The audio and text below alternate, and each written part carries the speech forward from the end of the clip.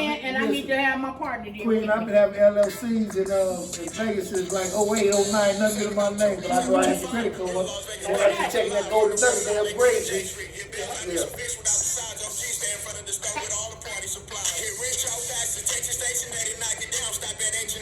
Hey, that's what make me get up and cut Hey, us down. Hey, okay. That beat got me. Hey.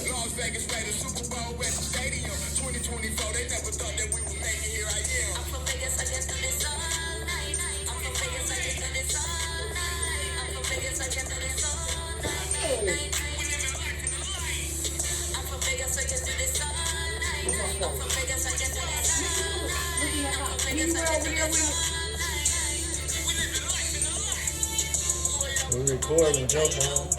My government phone. It's on the bottom. You ain't live from the bottom?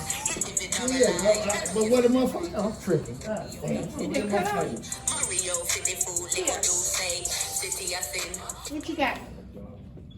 You got some juice? Yeah, I'm good, baby. Oh, okay. Are we? Okay, you petty. All right, y'all, we back. Camera Queen in the building. Special guest right here, That's right. Roddy J. That's right. So listen, we was talking about, before we took our little break, we were talking about community events. And then we talked about how he got started. Yes. So I'm not gonna go back through that with you. You're gonna have to check out the interview. Now, guess what? Guess what else he's done? He got merchandise. Yes. Look over there at him. Check it out. Yes. Just his simplicity, humble about it. And it's nice. Thank you. Look at that. Well, like I say, that's So support. yes. Right now, tell them your social media so they can look you up, so they can get this merch. Y'all can get this merch, man. Y'all, like I said, I'm kind of old school like you, Queen. Y'all can look me up on Facebook, Roddy J. Y'all can look me up on Instagram, but y'all can call me. Don't email me. You can email me. My email, RoddyJohnson67@gmail.com. But on some real shit, man. Like, I did an interview in like 2010 when then I was like, no, just don't email me. With Yahoo, you had Yahoo accounts, no, call me. So y'all give me a call to get this merch. And I'm gonna tell you something about the merch. I also want that in federal prison about merchandise and stuff like that. Absolutely. And then that when everybody went Tommy Hilfiger and Jabot and stuff, man. And Run DMC said Calvin Klein ain't no friend of mine. I don't want nobody name on my behind. So I took that and ever since I started my first company, we don't talk about that later. My first company, my first entertainment company I ever started was like 1999. It was Clean Cut Entertainment. And my that merchandise had the big dime with the clean cut, and it's merchandise it's like money. It speaks volumes. Yes, especially when it's nice, and I try to do it nice, because like I say, back then we was wearing the Carl Canards and the cross colors stuff Yes, like we that, the were. hip hop gear, and I just like, and I like to dress. There's I nothing like wrong to with dress. that. I like There's to nothing dress. wrong with that. So Tell me about this logo on there. okay, like I say, a lot of people they look at this Will you design. change so they can see that? Yes, like everybody, they Yeah. look at this design They and say they way out, way out. Way Out Entertainment. That's my partner, my best Okay. friend from Fresno. I gave you that name in like 1986. We was young. They gave me that. I got a few nicknames, but like this Way Out Entertainment, it's an entertainment company, promote company, merchandise company. But I'm gonna just tell you about the logo. See, a lot of people look at this logo and think it's some type of Versace or something like that. No, if you do your research on this like ancient Egyptian. It is. This is ancient Egyptian. you This look like on black. tombs, Yes. This is pyramids. yes. Some of the inscriptions on pyramids. Yes, ma'am. Yes, Queen. So, all, even my strong mind, I have a strong mind. We don't talk about that. That's my mental health thing that I do, mental health rehabilitation. But like all our design, it has some type of meaning.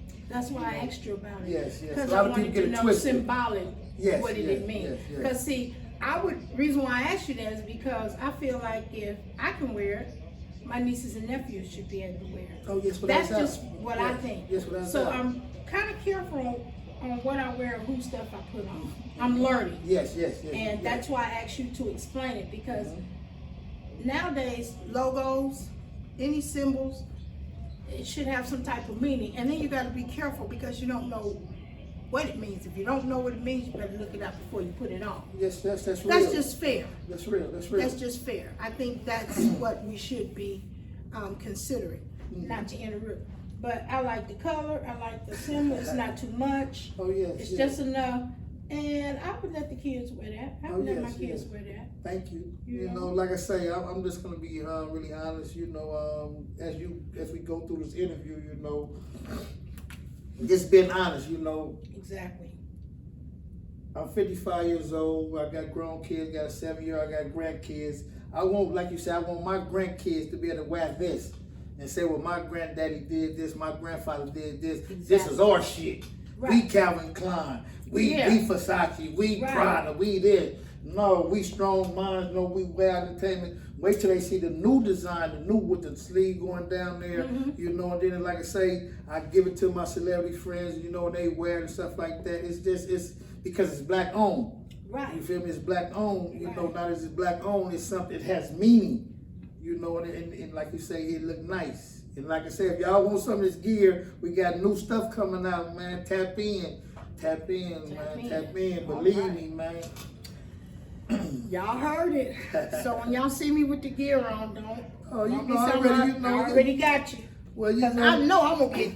Well, Jay, tell her I brought the general population hoodies, man. You know they's coming. Yeah. I got your size. I got your size. I it's just already know. It's just a delay. It's just a Yes. delay. So, I heard about this book. The title, Yeah. True to My Game. I'm gonna repeat that. True Yes, to My Game. yes. What's the influence? Where did the influence come for this title? Because the title of the book, you know, titles are hard to come up with. Yes. People yes. be like, people can write a song. They say I'm a songwriter. They'll have the lyrics for months and they came up with a title of the song. Yes, yes. So you got a title of your book Mm-hmm. called True to the Game. Where's the influence coming from? Where did the Okay. influence come from?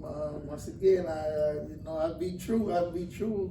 It's like this. I wrote the book when I was in federal college. You know, I started writing the book on my sister's birthday, man, October the 1st, 1994. And originally the book was called True to the Game. But then, you know, I was in federal prison and the old girl, Terry Woods, she came out with that. And then, you know, I played with True to the Game, and then I played with True to My Game. You feel me? And then as you read the book is a true story. And, you know, I was just true. Like I say, going back to my childhood playing football, just being true. Being You true feel me? Like to I you. say, I wish I could have used True to My Game, but you know, she got, that's her, Terry Wood, she owns that, she got movies and stuff out like that. But mine is called True to My Game because like all my life I've just been true to anything that I was involved in, just Right. being true. So that's where the title comes from. And then like you say, that's right, you know, it's hard, you know, you can write a book, but you have to have that right title, that right picture, and I'm ready for that. You know, like I say, the book coming out, shout out to my girl in LA, man, she got the book, and she like, man, you know, this is an amazing story. Both of my books, I got like 2 books coming out. Whoa. Yes, I wrote a book, You man. want to talk about the other title now? You want to wait? No, we can talk about it because I want to talk about it because a lot of people don't know about that. You got a book too? Yes. A lot of people don't know about this book. I wrote this book in 2008. Wow. And see, this book, when I gave it to my people, my team, and they read this, they were like, it's another movie. You know, this book, you know, like I say, I don't hide the fact that I do suffer from mental illness.